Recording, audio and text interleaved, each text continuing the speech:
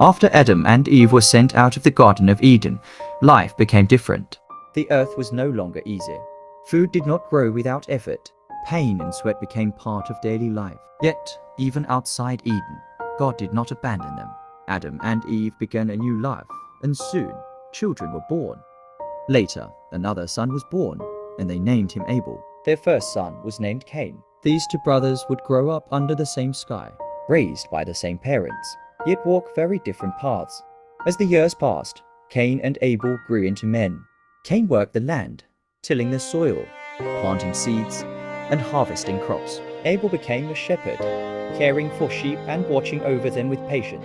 Each brother had a role, each had a responsibility, and each learned how to live by the work of his hands.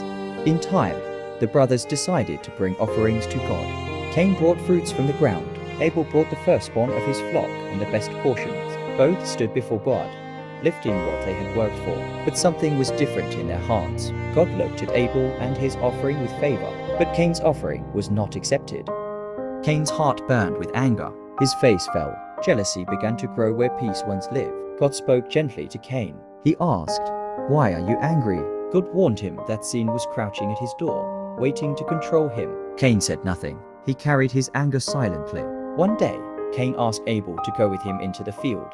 Abel trusted his brother. He followed him, unaware of what waited ahead. God also reminded Cain that he still had a choice. While they were alone in the field, Cain rose against his brother. Anger became violence, and Abel's life was taken. The first blood was spilled upon the earth. God came to Cain and asked, "Where is your brother Abel?" Cain replied, "I do not know. Am I my brother's keeper?" But God already knew the truth. God said that Abel's blood cried out from the ground. The land itself had witnessed the crime. Cain would no longer find peace in farming. The earth would resist him. Cain was cursed to wander. He would live as a restless traveler. Fear filled his heart. He worried someone might kill him in revenge. God placed a mark on Cain. It was not a sign of approval, but of protection.